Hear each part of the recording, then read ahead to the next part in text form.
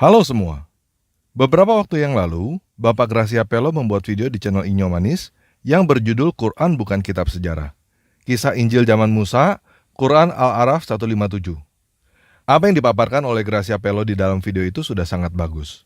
Namun, sepertinya ada beberapa hal yang perlu saya tambahkan karena saya teringat bahwa teman-teman yang muslim hanyalah kaum penghafal yang tidak mengerti apa yang dihafalkan. Kita bangga menghafal Al-Quran tapi tidak memahami Al-Quran. Senang mengulang berbahasa Arab tapi tidak mengerti bahasa Arab. Suka membaca Al-Quran tapi tidak memahami maknanya. Akhirnya apa? Menjadi keledai di Indonesia. Dan sepertinya banyak teman-teman Kristen yang juga kurang paham sejarah. Sehingga mungkin banyak yang kurang paham apa yang menjadi masalah di dalam Al-Quran surat 7 ayat 157 itu. Jadi pada video ini, saya akan coba menjelaskan dengan sejarah dan bahasa yang lebih sederhana, supaya teman-teman tahu betapa fatalnya kesalahan Al-Quran surat 7 ayat 157. Sebelum kita mulai, saya ingin memberitahukan bahwa channel Gracia Pelo namanya Inyo Manis, dan linknya sudah saya taruh di deskripsi video ini, supaya teman-teman bisa subscribe channel Gracia Pelo juga, karena banyak hal yang dia jelaskan dengan sangat baik, dan tidak bisa saya taruh ke channel ini semuanya. Gracia Pelo juga menerbitkan buku-buku untuk teman-teman yang mau belajar apologetika. Saya sangat merekomendasikan buku-buku Gracia Pelo karena buku-buku itu bisa menjadi buku pegangan untuk teman-teman menjawab tuduhan-tuduhan standar yang dilontarkan oleh teman-teman muslim. Jadi, teman-teman silakan beli buku-buku karya Gracia Pelo dan subscribe channel Inyo Manis setelah nonton video ini ya. Nah, buat teman-teman muslim yang takut untuk murtad, nggak usah nonton video ini ya. Karena jika kamu menonton video ini, kamu akan menjadi sadar dan melihat dengan jelas bahwa Al-Quran tidak mungkin wahyu dari Tuhan. Kalau kamu terus nonton video ini, berarti kamu sudah siap untuk membuka hati dan pikiranmu untuk melihat fakta bahwa Al-Quran tidak mungkin wahyu dari Tuhan. Dan kamu sudah siap untuk murtad. Dulu saya dengan Gus Dur bicara seperti ini. Kata Gus Dur, ya memang begitu Pak Sakur. Saya ini beragama kayak pegang bara. Dilepas nggak boleh, dipegang saya sakit. Ya kan artinya. Oleh karena itu yuk sekarang kita berpikir. Jangan takut murtad dong. Daripada kamu mempercayai sesuatu yang tidak benar. Betul nggak? Ya iya, berpikir kritis. Selama ini kita dididik beragama ini dengan cara pejamkan matamu, matikan lampu, tutup jendela, kunci pintu. Yakinlah begitu caranya. Selama ini kan begitu. Pokoknya kan begitu. Yuk kita berbicara rasional. Bagaimana? Kamu mau terus menghafal apa yang kamu tidak mengerti dan hidup di dalam dusta? Atau kamu mau melihat kebenaran dan keluar dari Islam? Kalau kamu mau terus hidup di dalam dusta tanpa mengetahui kebenaran, silakan tutup video ini sekarang ya. Karena setelah lagu pembukaan video ini, hati dan pikiranmu akan siap untuk menerima kebenaran dan keluar dari Islam. Oke, kita mulai aja ya.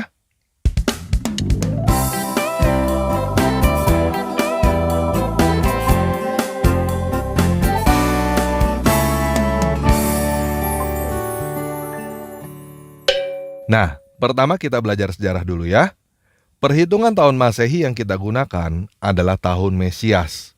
Artinya, tahun yang dihitung sejak kelahiran Yesus Kristus Sang Mesias. Jadi, peristiwa Yesus disalibkan dan bangkit dari kematian terjadi pada tahun 30-an. Injil Markus diperkirakan ditulis pada tahun 60-an, 30 tahun setelah Yesus naik ke surga. Injil Matius dan Lukas diperkirakan ditulis pada tahun 80-an, 50 tahun setelah Yesus naik ke surga. Injil Yohanes diperkirakan ditulis pada tahun 90-an, 60 tahun setelah Yesus naik ke surga. Yohanes adalah murid Yesus yang paling terakhir meninggal, dan dia adalah saksi mata atas segala peristiwa yang terjadi pada Yesus. Jadi, Injil Matius, Markus, dan Lukas sudah beredar di kalangan gereja ketika Yohanes masih hidup.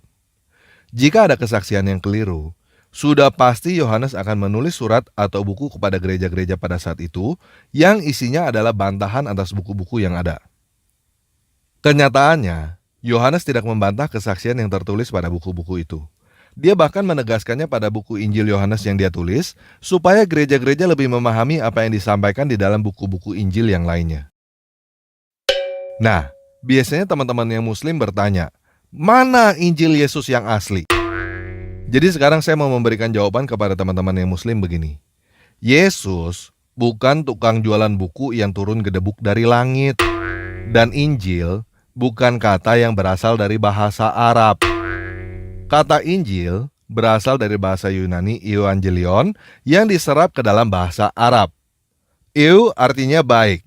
Angelion artinya adalah berita atau kabar. Angelos artinya adalah pembawa berita atau pembawa kabar. Bahasa Ibrani angelos adalah malaki yang diserap ke dalam bahasa Arab lalu ke bahasa Indonesia menjadi malaikat. Kata angelos ini juga yang diserap ke dalam bahasa Inggris angel. Jadi, Evangelion atau Injil itu artinya adalah berita baik atau kabar baik. Bukan judul buku yang turun gedebuk dari langit yang tidak seorang pun tahu apa artinya. Nah, apa Injilnya? Apa kabar baiknya? Kabar baiknya adalah Yesus Kristus bangkit dari kematian dan naik ke sorga untuk mempersiapkan tempat bagi orang-orang yang percaya kepada Dia. Injil Matius, Markus, Lukas, Yohanes adalah buku-buku kesaksian tentang kabar baik itu. Bahasa zaman sekarangnya, Matius, Markus, Lukas, Yohanes adalah buku-buku biografi tentang Yesus Kristus, sang kabar baik itu. Kenapa ada 4? Karena ada 4 orang yang menulis dengan sudut pandang kesaksian yang berbeda. Kesaksian satu orang bisa dipertanyakan. Kesaksian 2 orang lebih kuat. Ini ada 4 orang yang menulis dengan sudut pandang yang berbeda, supaya kamu yakin bahwa kesaksian ini adalah benar. Ada 4 orang yang menulis kesaksian, berarti kesaksian itu sudah sangat kuat. Jadi, teman-teman yang Muslim jangan pertanyakan kenapa Matius, Markus, Lukas, Yohanes disebut Injil. Pertanyakan kenapa Al-Quran tertulis kata Injil, yang bukan bahasa Arab, dan kenapa kalian tidak mengerti apa artinya, tetapi disuruh hafalin doang. Sampai di sini paham ya? Nah, Musa kira-kira hidup pada tahun 1500 sebelum Masehi. Jadi, ada jarak 1500 tahun antara Musa dengan Yesus. Kalau teman-teman yang Muslim sulit membayangkan berapa lama 1500 tahun itu, sekarang tahun 2020. Muhammad kira-kira hidup pada tahun 600-an. Jadi, jarak antara kamu dengan Muhammad adalah 1400 tahun. Jarak antara Musa dengan Yesus lebih jauh daripada jarak antara kamu dengan Muhammad. Nah, Musa adalah anak Amran dari suku Lewi, keturunan Israel. Musa mempunyai abang yang bernama Harun dan kakak perempuan yang bernama Miriam. Teman-teman yang Muslim perhatikan nama Miriam ya di situ ya. Teman-teman jangan sangka bahwa Miriam ini adalah Maria ibunya Yesus. Namanya memang mirip, tetapi Miriam dan Maria ibu Yesus bukan orang yang sama. Mereka berjarak 1500 tahun. Oke? Yang disebut dengan Torah atau Taurat adalah 5 buku pertama dari 39 buku yang ada di dalam Perjanjian Lama di dalam Alkitab. Arti kata Torah adalah hukum atau petunjuk. Di dalam Torah ada cerita tentang Musa, dan tidak semuanya ditulis oleh Musa. Sampai di sini paham ya? Nah, jadi sekarang kita udah paham. Di sini, kira-kira pada tahun 1500 sebelum Masehi, ada Musa, Harun, dan Miriam di dalam buku-buku yang teman-teman kenal dengan nama Taurat. Setelah 1500 tahun, di sini, pada abad pertama, ada Yesus di dalam buku-buku yang teman-teman kenal dengan namanya Injil. Kemudian, 600 tahun setelah Yesus, ada Muhammad dengan Al-Quran. Dan sekarang, ada kalian pada tahun 2000-an. Jelas ya? Nah, yuk sekarang kita baca Al-Quran surah 7 ayat 148 sampai 157, terjemahan Kementerian Agama Republik Indonesia. Dan kaum Musa, setelah kepergian dalam kurung Musa ke Gunung Sinai, mereka membuat patung anak sapi yang bertubuh dan dapat melenguh, dalam kurung bersuara, dari perhiasan dalam kurung emas. Apakah mereka tidak mengetahui bahwa dalam kurung patung anak sapi itu tidak dapat berbicara dengan mereka dan tidak dapat dalam kurung pula menunjukkan jalan kepada mereka? Mereka menjadikannya dalam kurung sebagai sembahan. Mereka adalah orang-orang yang zalim. Dan setelah mereka menyesali perbuatannya dan mengetahui bahwa telah sesat, mereka pun berkata, "Sungguh jika Tuhan kami tidak memberikan rahmat kepada kami dan tidak mengampuni kami, pastilah kami menjadi orang-orang yang rugi." Dan ketika Musa kembali kepada kaumnya, dengan marah dan sedih hati dia berkata, "Alangkah buruknya perbuatan yang kamu kerjakan selama kepergianku. Apakah kamu hendak mendahului janji Tuhanmu?"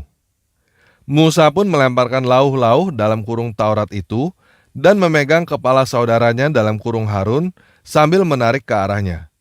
Dalam kurung Harun berkata, "Wahai anak ibuku, kaum ini telah menganggapku lemah dan hampir saja mereka membunuhku. Sebab itu, janganlah engkau menjadikan musuh-musuh menyoraki melihat kemalanganku, dan janganlah engkau jadikan aku sebagai orang-orang yang zalim." Dan dalam kurung Musa berdoa, "Ya Tuhanku, ampunilah aku dan saudaraku, dan masukkanlah kami ke dalam rahmat Engkau. Engkau adalah Maha Penyayang dari semua penyayang." Sesungguhnya, orang-orang yang menjadikan dalam kurung patung anak sapi, dalam kurung sebagai sembahannya, kelak akan menerima kemurkaan dari Tuhan mereka dan kehinaan dalam kehidupan di dunia. Demikianlah kami memberi balasan kepada orang-orang yang berbuat kebohongan. Dan orang-orang yang telah mengerjakan kejahatan kemudian bertobat dan beriman, niscaya setelah itu Tuhanmu Maha Pengampun, Maha Penyayang. Dan setelah amarah Musa mereda, diambilnya dalam kurung kembali lauh-lauh dalam kurung Taurat itu. Di dalam tulisannya terdapat petunjuk dan rahmat bagi orang-orang yang takut kepada Tuhannya. Dan Musa memilih 70 orang dari kaumnya untuk dalam kurung memohon tobat kepada kami pada waktu yang telah kami tentukan. Ketika mereka ditimpa gempa bumi, Musa berkata, "Ya Tuhanku, jika engkau menghendaki, tentulah engkau binasakan mereka dan aku sebelum ini. Apakah engkau akan membinasakan kami karena perbuatan orang-orang yang kurang berakal di antara kami? Itu hanyalah cobaan darimu. Engkau sesatkan dengan cobaan itu siapa yang engkau kehendaki, dan engkau beri petunjuk kepada siapa yang engkau kehendaki. Engkaulah pemimpin kami, maka ampunilah kami dan berilah kami rahmat. Engkaulah pemberi ampun yang terbaik, dan tetapkanlah untuk kami kebaikan di dunia ini dan di akhirat. Sesungguhnya kami kembali dalam kurung bertobat kepada engkau." Dalam kurung Allah berfirman, "Siksaku akan aku timpakan kepada siapa yang aku kehendaki, dan rahmatku meliputi segala sesuatu. Maka akan aku tetapkan rahmatku bagi orang-orang yang bertakwa, yang menunaikan zakat, dan orang-orang yang beriman kepada ayat-ayat kami."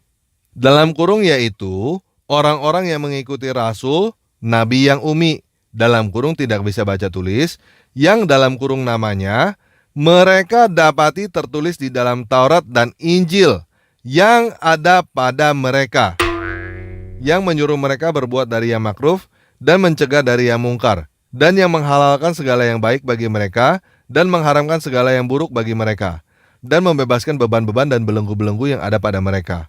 Adapun orang-orang yang beriman kepadanya, memuliakannya, menolongnya, dan mengikuti cahaya yang terang yang diturunkan kepadanya, dalam kurung Al-Quran, mereka itulah orang-orang yang beruntung. Nah, teman-teman udah bisa lihat belum ada yang aneh? Belum bisa lihat ya? Jadi begini, umat muslim percaya bahwa Al-Quran adalah wahyu dari Allah. Al-Quran surat 7 ayat 148-157 ini diklaim sebagai informasi langsung dari Allah melalui Jibril, melalui Muhammad kepada umat muslim. Pada ayat 156-157 diceritakan bahwa Allah berkata kepada Musa pada tahun 1500 sebelum Masehi bahwa Allah memberikan rahmat kepada orang-orang yang mengikuti Rasul, Nabi yang umi, yang namanya mereka dapati tertulis dalam Taurat dan Injil yang ada pada mereka. Siapa mereka yang dimaksud? Orang-orang Israel pada zaman Musa. Udah bisa melihat ada kesalahan yang fatal gak di situ? Taurat dan Injil yang ada pada orang-orang yang hidup di zaman Musa. Masih belum bisa lihat juga? Saya perjelas sekali lagi ya. Injil yang ada pada orang-orang yang hidup di zaman Musa. Emangnya pada zaman Musa udah ada Injil? Ayat ini Seperti saya berkata kepada kamu, para pengikut Muhammad mengerti apa yang mereka ketik di dalam ponsel yang ada pada mereka. Emangnya di zaman Muhammad udah ada ponsel? Hah? Apa? Kamu nggak tahu apakah di zaman Muhammad udah ada ponsel? Aduh, kasihan deh kamu. Di zaman Muhammad itu belum ada yang namanya ponsel. Begitu juga di zaman Musa, belum ada yang namanya Injil. Jadi begini guys, Muhammad tidak mengerti sejarah. Dia menyangka bahwa Maria ibu Yesus adalah orang yang sama dengan Miriam kakaknya Musa. Dia menyangka bahwa Yesus adalah anaknya Miriam, cucu Amran. Dia menyangka bahwa Musa dan Yesus hidup sejaman guys. Dia kira Yesus itu adalah ponakannya Musa. Makanya di dalam surah 7 ayat 157 disebutkan bahwa Taurat dan Injil yang ada pada orang-orang di zaman Musa.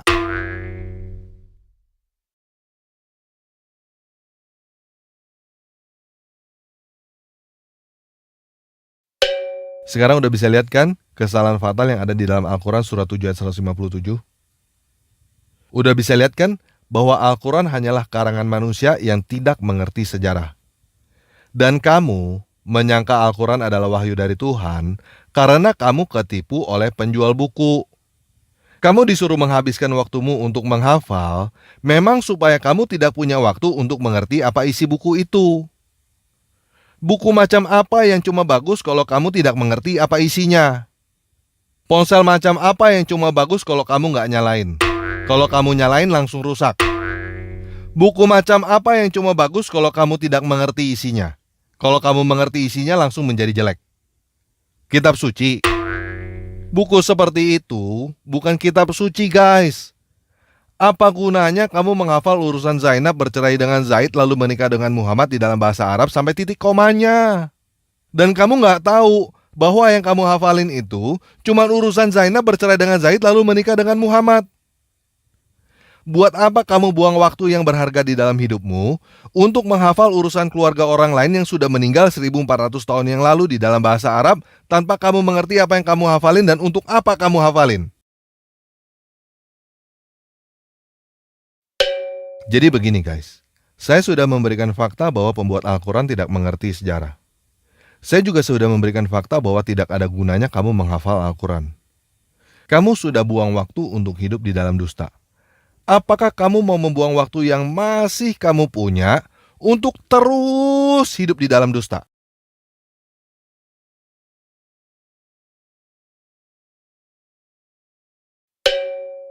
Kalau kamu sudah sadar bahwa Al-Quran bukan wahyu dari Tuhan, silakan ketik saya keluar dari Islam pada kolom komentar di bawah video ini setelah video ini selesai ya. Kalau kamu masih belum yakin dengan apa yang saya sampaikan, silakan kamu buka quran.kemenak.go.id. Baca seluruh isi Al-Quran yang sudah diterjemahkan ke dalam bahasa Indonesia oleh Kementerian Agama itu. Ketika kamu baca Al-Quran di dalam bahasa yang kamu mengerti, pertanyakan apakah kamu layak untuk membuang waktumu untuk menghafal ayat-ayat yang kamu baca itu di dalam bahasa Arab. Semakin kamu baca Al-Quran di dalam bahasa yang kamu mengerti, kamu akan semakin sadar bahwa Al-Quran itu tidak layak untuk dihafal, apalagi di dalam bahasa Arab. Dan akhirnya, kamu akan menjadi sadar bahwa Al-Quran sama sekali bukan wahyu dari Tuhan. Setelah kamu sudah sadar bahwa Al-Quran bukan wahyu dari Tuhan, segera keluar dari agama Islam ya. Oke, sekian video kali ini. Yesus Kristus penguasa saya, memberkati kamu.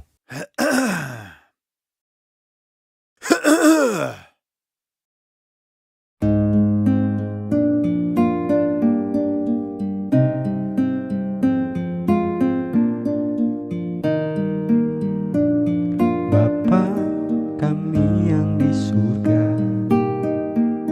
dikuduskanlah namamu,